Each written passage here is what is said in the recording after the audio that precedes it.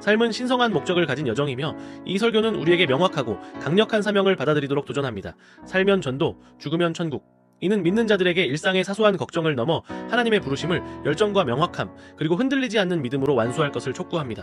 설교를 7가지로 요약해보겠습니다. 첫 번째, 성도는 진리를 탐구하는 자, 하나님께 헌신하는 예배자, 복음을 전하는 전도자로 살아가야 합니다. 두 번째, 하나님은 우리가 맡은 사명을 완수할 때까지 생명과 필요한 자원을 공급하시므로 물질적인 것보다 영적인 추구를 우선시해야 합니다. 세 번째, 다니엘, 요셉, 사도 바울과 같은 성경 속 인물들은 명확한 목표와 흔들림 없는 믿음으로 하나님의 목적에 따라 살았습니다. 네 번째, 목적이 이끄는 삶은 지혜로운 우선순위 설정과 에너지의 효율적 사용을 요구하며 먼저 그의 나라와 그의 의를 구하라는 말씀을 따르는 삶입니다. 다섯 번째, 전도자의 본업에 충실할 때 다른 일들도 자연스럽게 성공으로 이어질 수 있습니다. 여섯 번째, 서종길 장로와 김동호 목사 같은 인물들은 나이나 어려움에 굴하지 않고 하나님의 일을 위해 헌신하며 열정을 유지하는 삶의 본보기가 됩니다. 일곱 번째, 전도는 선택사항이 아니라 반드시 해야 할 사명이며 한 번뿐인 인생에서 의미 있는 열매를 맺는 것이 중요합니다.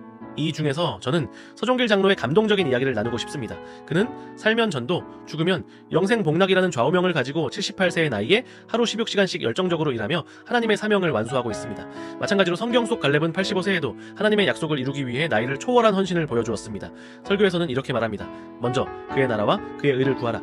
이는 우리의 우선순위를 영원한 가치에 맞추라는 강력한 메시지입니다. 신학적으로 이 메시지는 영혼을 염두에 둔 삶의 중요성을 강조합니다.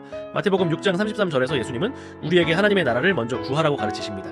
이는 우리가 하나님의 일을 위해 헌신할 때 하나님께서 우리의 필요를 채워주실 것이라는 약속입니다. 전도는 단순한 활동이 아니라 구원에 대한 감사와 타인을 향한 사랑을 반영하는 삶의 방식이어야 합니다.